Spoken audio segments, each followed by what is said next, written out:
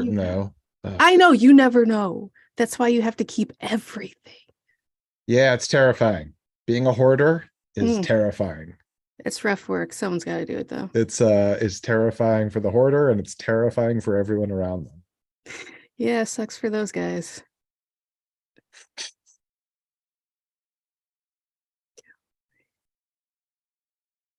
Come on, buddy. Just give me this. All righty, Josh. What's up, Trevor? We are streaming. Streaming out to the world. Letting the people know. We are here and ready to entertain ourselves. Hopefully you too. Let's get ready to podcast. All right. You want to clap it in? Yeah, let's do it.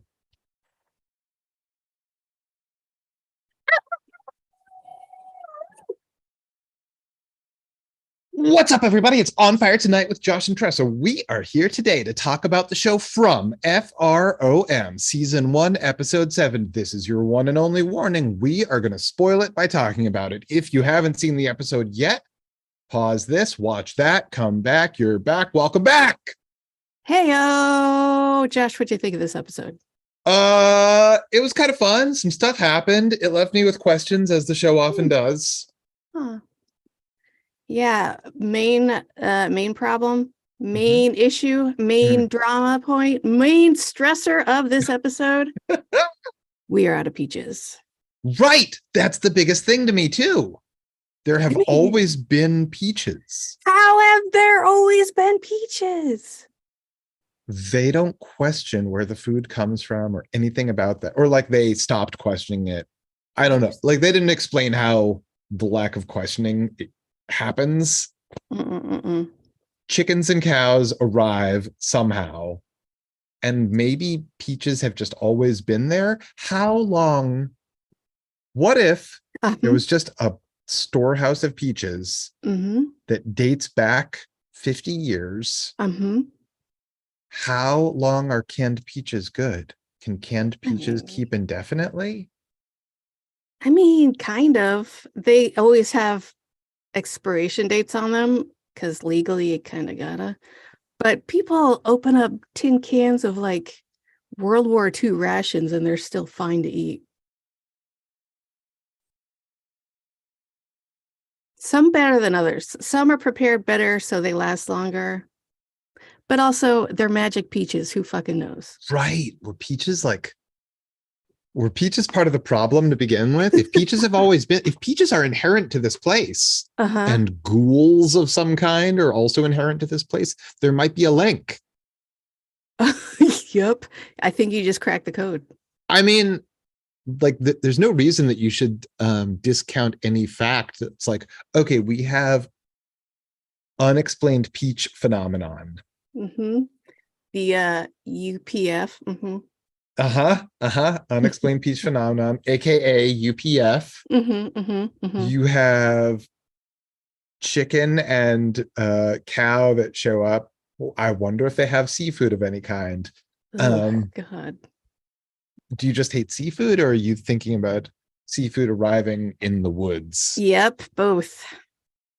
What if they have a swimming hole at the fuck cult. That's right, they do. There might actually be places to go fishing. Yuck. Assuming that they have the sporting equipment and whatever. Right. Well, they could make it. What is it? A string and a stick? It's fine. That's pretty much it. I don't even think you need the stick. True. If you have the string. If Kingdom has taught me nothing, it's that all you need is a string. Speaking of string, Victor's got a big old rope. Yeah, he does. Where'd you get that rope? How do you know that's secure? That thing, he was like, one tiny box tie knot and it's fine. Go down the fucking rope. He's the most prepared. There's no way I would go down that fucking rope. I would jump before I went down that rope. He lives at the fuck cult. There's a big old party at the fuck cult. There's a guy dressed like Jimmy Buffett who's trying to spit game about string theory, and sexy guys pissed off about having to listen to it. Yeah, And Victor's Alex. upstairs like, oh, shit's gonna go down. You think this has happened before and that's how he knows, or do you think it's just like, I'm Victor, I know shit? Was it in the air and Victor's just could I think smell it? Victor knows to know what's in the air. Mm. Yeah. Uh, That's all I've got for you. That's all the show has given me. Victor seems okay. to know that something's in the air. Tonight, yeah. I can feel it coming in the air tonight. And you know what? Jasmine, she's coming in Yeah. through the window because Kevin let her in. She took her sweet time too. She was like, yeah, I'll make out a little bit. Let's do it. Right? What if things didn't go wrong? She's like, wait, maybe I like making out more than I like killing people. Let's see how this plays out. Doesn't look that way. I'm just going to eat this guy's tongue. Num num num. You know what I didn't realize Mm-hmm. is that they somewhere somebody makes denim priest shirts. That's pretty cool. I think any shirt is a pre-shirt if you stick that like collar in it. Yeah, but how do you do that if it's not specifically built for that collar?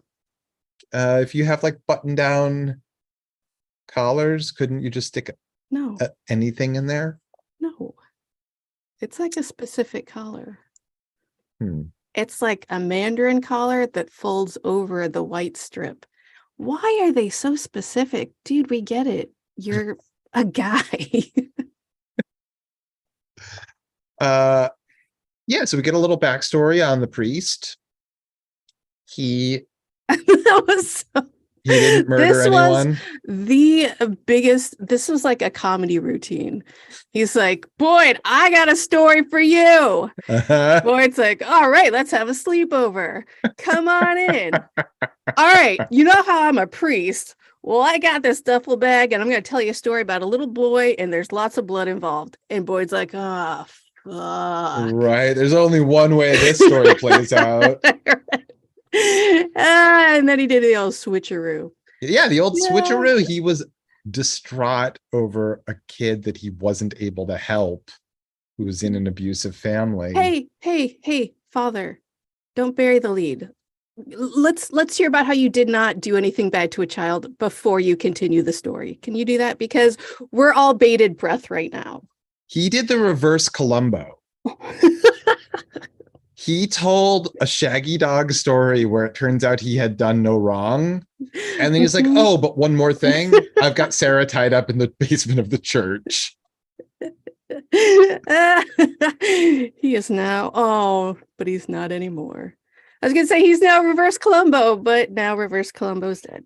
Yeah. All right. You know what? So nothing really advanced in this episode except that like action happened, right? Am I right? Yeah. I mean, we didn't get any new info, but we got new action. Mm-hmm. Fun action. I love an awkwardly shot party scene where it's clear that members of the crew are the extras. Okay, we need all the crew to dress like hippies tomorrow because we're gonna do a fuck cult scene. Or just dress however you dress, it doesn't matter. Mm-hmm. Preferably like right. gross hippies. Cargo pants like you always do. Fine. No band shirts this time though. Not like last time. Look, we can't put tape all over your shirt to like just no logos, guys. You know the rules. So we get Fatima is having a anniversary party. She's only been there a year. I thought she'd been there for like years. No, she's only been there a year. She's so connected to the place. Do they have calendars? How do they know it's been a year? Good question. Is this a place with seasons? That is a great question. I was wondering that myself. Because can they farm year round? Like, what happens? I mean, if it's too cold to go outside, like, do the ghouls starve? Are they eating those people? Yeah, what happens when the ghouls have no food? Are people food to them? I, What do the ghouls want? I just assumed it's for fun. I didn't think it was food. It's unclear what their motivations are other than to kill. Like, we don't know why. For fun. Like, everybody's dressed in an antiquated way. When Jasmine leaves the window open as like a beacon to all of the ghouls in the area, we see them just casually walking out of the woods, no rush at all. One guy definitely dressed like an old time milkman. Yes, that's like a third time I've seen that guy. Dude, take your uniform off. Come on. You are off the clock. He knows that he looks sharp. Women That's true. love a man in uniform. That is true. Women love a ghoul in uniform. So, okay, I need to like talk through this party situation. She's only been there a year. Who's the like den mother? Donna. Great. Who I fucking love. Yeah, she's love great. Donna. She apparently cultural appropriation is not a thing in Nightmare Town because she gets a dream catcher from Donna as a present. It's been established that it is a full-on fuck cult, and Fatima just like makes out with whoever. And yeah, Julie Fatima gets like starts to explain polyamory just very, very briefly to Julie. She's like, well, maybe we could make out, or never mind, I gotta go. Julie, that's so cute. Yeah. You don't have to leave. Yeah, why did Julie book it so fast? She was embarrassed. She's a teen. What is she? I like mean, 15? understandably, she put herself out Absolutely. there. That's very hard to do. She didn't get a no, but she got a and you know what? At she 15, got an O.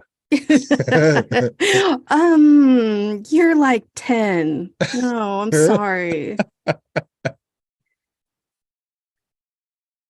Also, okay. What else happened? When I'm totally into the Jimmy Buffett string theory guy.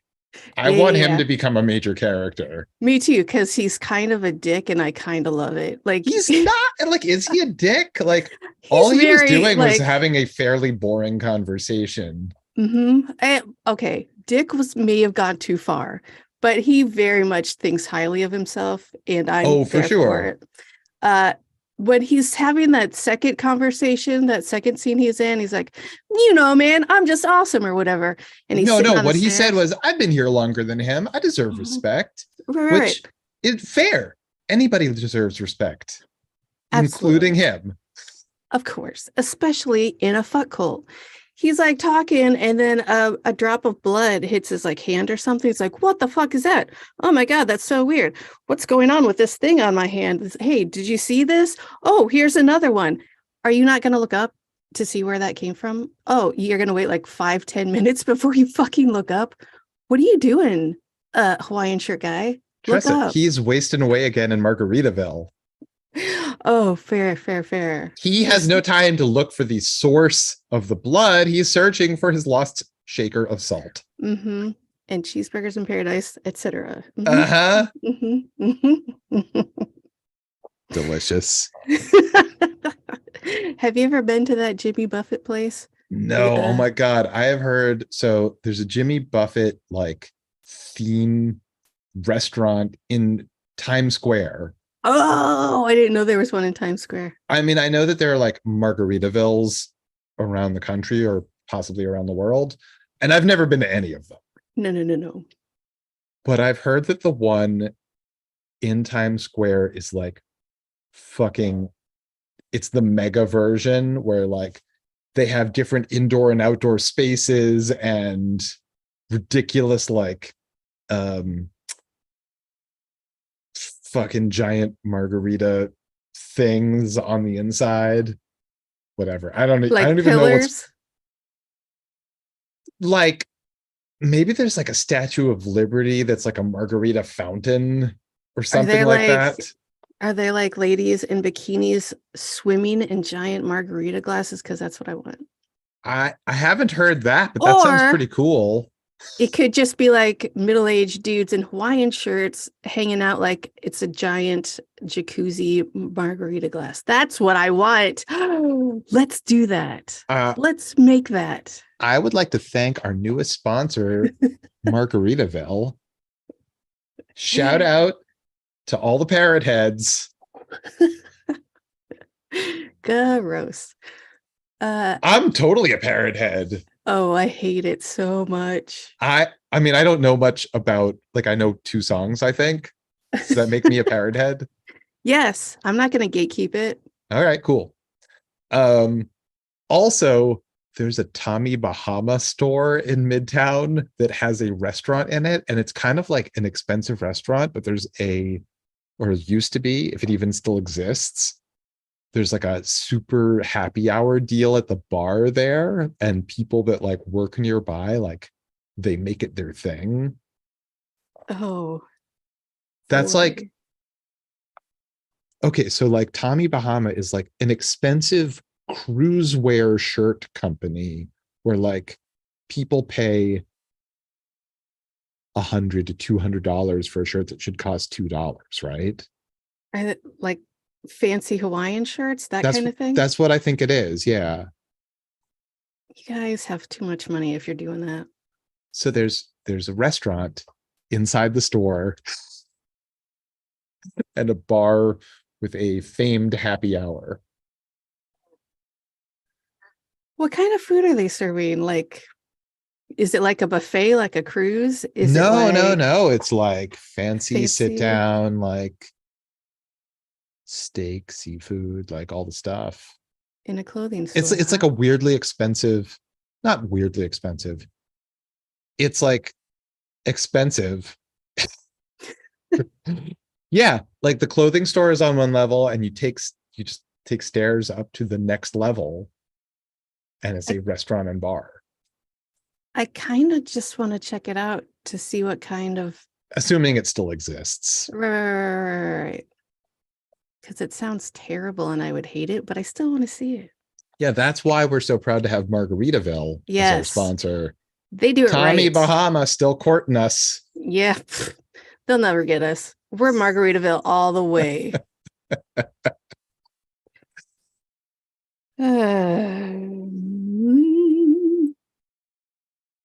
All right, so everybody's breaking all the rules in this episode. Everybody in the fuck cult is like, they book it out the front door. I mean, you got to. They said it was their plan or whatever. Yeah, they had to follow protocol, which is like everybody get a buddy and get in the van. That's the protocol. Get a buddy. Get a buddy, Donna. How about I don't know, a partner, a buddy? So Donna pulls up like beeping on the horn at Boyd's, and Boyd just runs outside in the middle of the night like that's a normal thing that happens. It's not. That's why he ran out there, because ghouls don't drive cars. So he was like, I know what this means. I got to go help those people. I don't know that ghouls don't drive cars. I think that ghouls are capable of all sorts of like trickery. Yes. But I don't Can't think they that masquerade as people you might know? I think that they can only masquerade as dead people that you know. Maybe. That's what I think. But I don't think, where would they even get a ghoul car? At the ghoul dealership. It's on Route 9. Yeah, but how are they going to get there? The financing is the hard part. The interest rates are out of control. All right, so yeah, Boyd runs out in the middle of the night, like stupidly. Donna is like, everybody get inside, and like everybody's pouring in, and then there's just one ghoul that slashes the priest. Yeah, she's like, Father? And he's like, yeah, what's up? Hey, did you have some strange voice? Did you want to tell me something outside where all these ghouls are? Cool. Oh, you're just going to slash me in the throat with your talons. I prefer to think that ghoul Mhm. was low-key on the van and That's like rode with them quietly, just like sitting in the corner. Nobody noticed just them. waiting for that sweet preacher meet. Yeah, to do just like a funny, I'm gonna get somebody, but it's gonna be fun. You guys, check this out. Father, damn, I got that bitch. That was him. All right, so Trudy is pouting at the party, and Fatima is like, hey, take my sweater that I always hide from you because I'm so nice. And then Trudy's like, great, I feel better now, thanks. And then she wanders off and gets very easily lured into a private room. But Honestly. Jasmine just giggles at the funniest joke. And Trudy's like, what are you laughing at? I like to laugh. We all like to laugh. Laughing and laughter is wonderful. The whole, you know what? Just leave the sweater under the mattress. I don't care about the sweater. The tiny bit of switcheroo that you did with that sweater when Ellis saw Trudy all mangled in the sweater lasted a matter of 2 seconds. I don't care about the sweater. Totally. Come on. Ellis does not handle his liquor very well. And he seems to drink. I mean, right? He's a sexy artist guy. He lives a libertine life. yes. One of the most important things that we see in this episode, Tabitha dug the deepest fucking hole in the world. Is that one day? One fucking know. day with a Not child? wrong. That was one day. So the concrete foundation that like they dug through and kept going is perfectly smooth. Like nobody took a sledgehammer and smashed a hole. It's just like it was poured that way. I cannot call bullshit hard enough on that entire hole. Yeah. The smooth concrete, the what was it, like 7 feet deep? To be fair, you not. can dig a very deep hole in a day because all you're doing is digging a hole. Yeah, but you got to get through all that concrete and then you have to like smooth it out with some sandpaper. And then and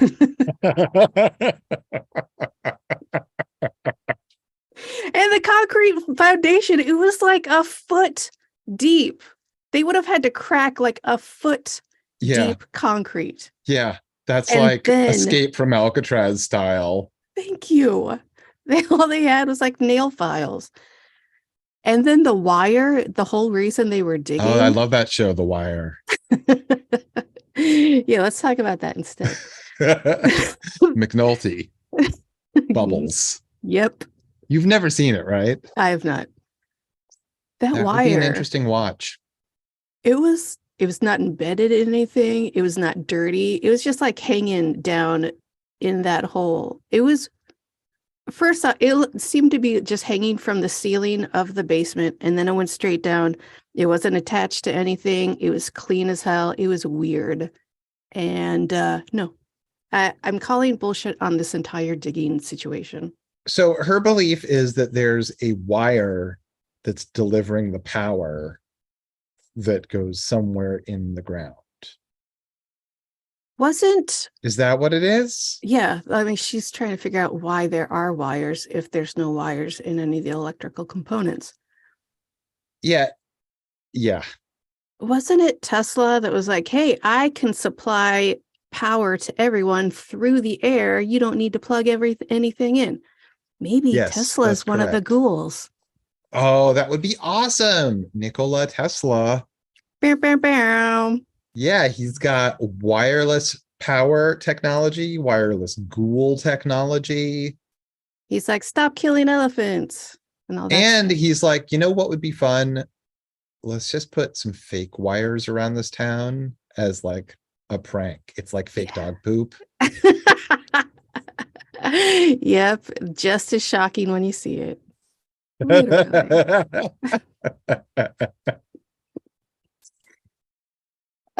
Jade finds in his I don't he's got a bunch of books and he's drawing and looking at. Right. Jade is staying with Kenny and Mrs. Liu.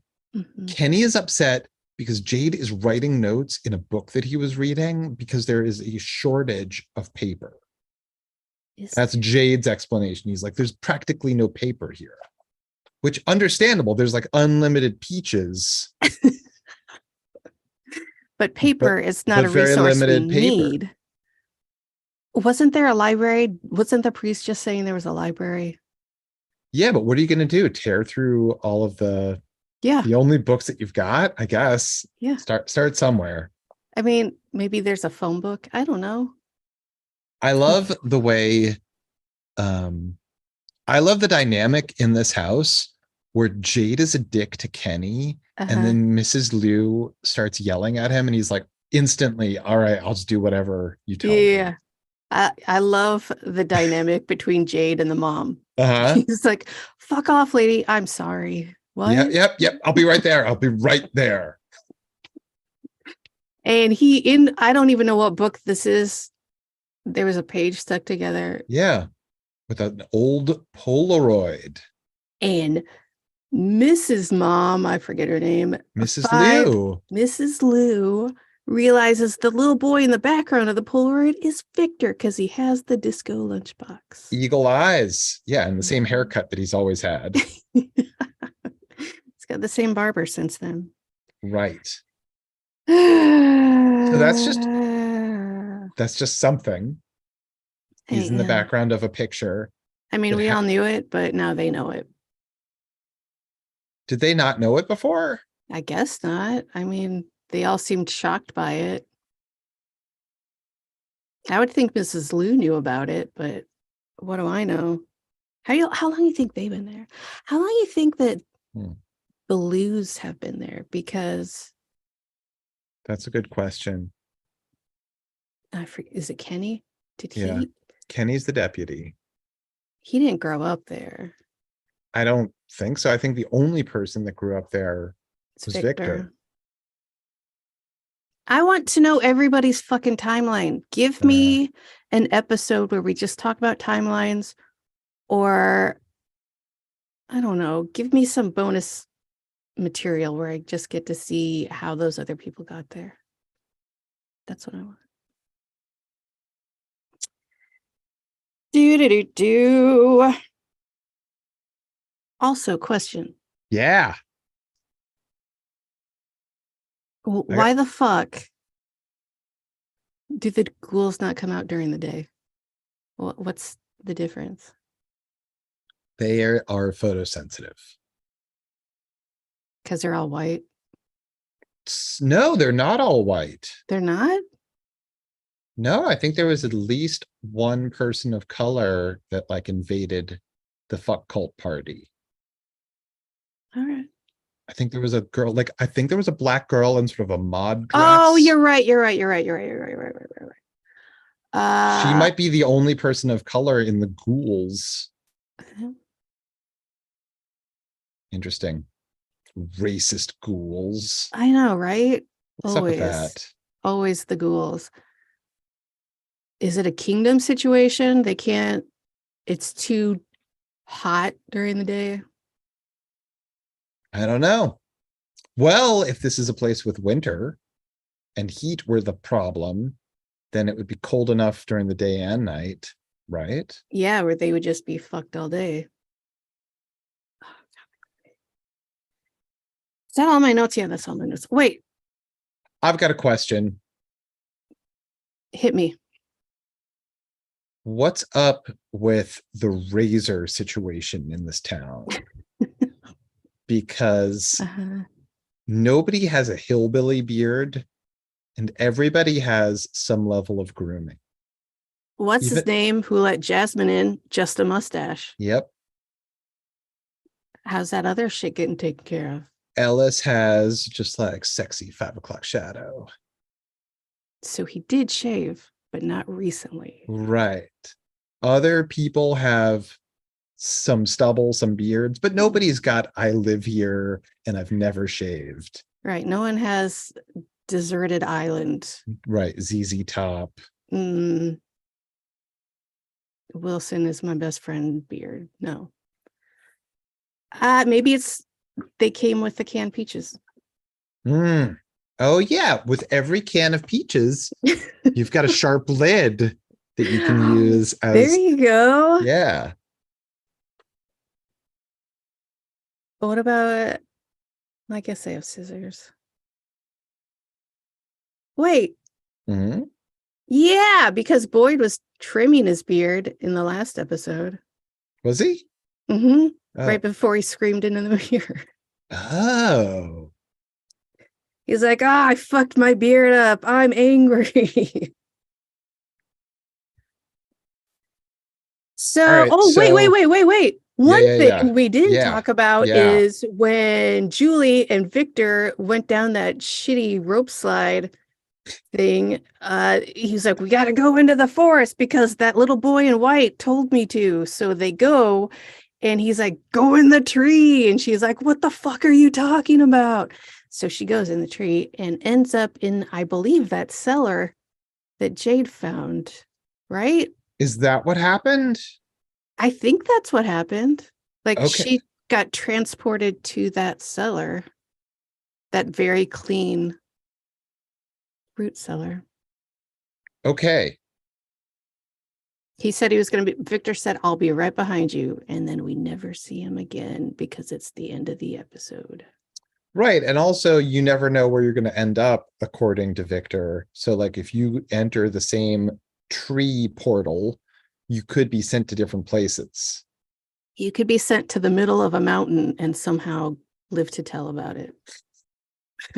Hope I live to tell the secret I have learned. Do you remember that Madonna song? I do remember that Madonna from the song. mid-'80s. Not a hit. Yeah, it was. Was it? Yeah, it was. I guess she only put out hits. Yeah. If you've heard it, it was a hit. I had albums. Nope. I think I had that album at least. I don't know if I had other ones, but I had that one. Which one was that? I think it was True Blue.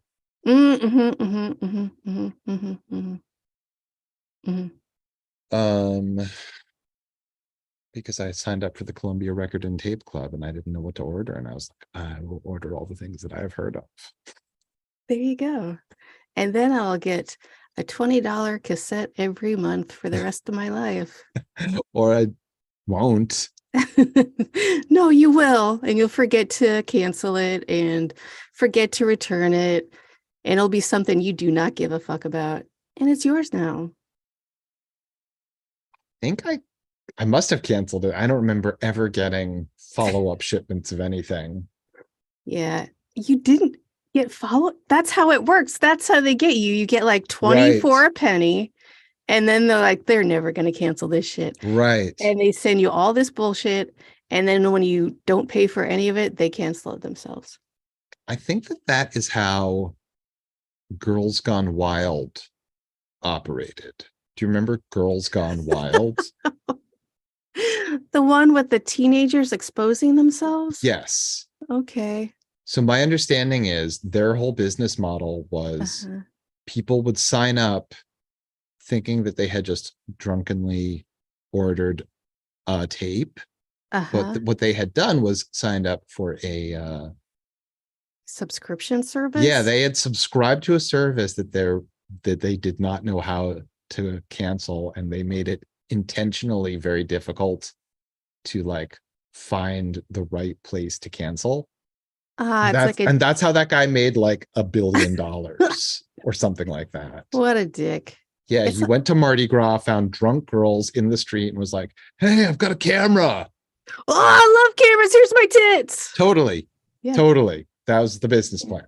Yeah. I'm 12. You know that's what half of it was. Come on. I assume they must have vetted it somehow. No, that's why he got in so much trouble. Are you really? Kidding? Yeah. Oh, God. It wasn't about money. It was about underage girls.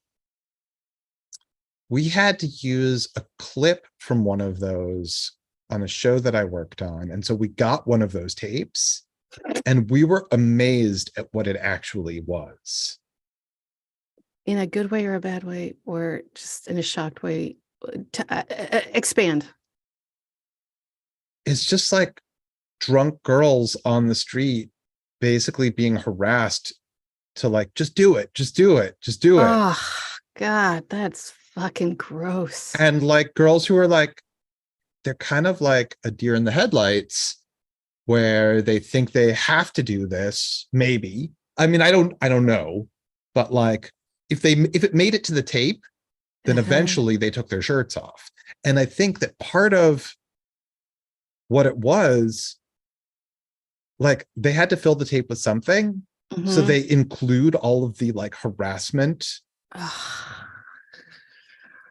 And I don't know if that's part of the appeal or not. Possibly the appeal is watching girls who don't want to do it anyway. I mean, I can see why the harassment would be part of it, because then incels are like, see, it works. I'll just do that more.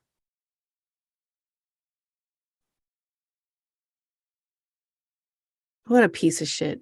Yeah. Anyway, that's our time for today. wait. We got to have something else because we got to lose all of that.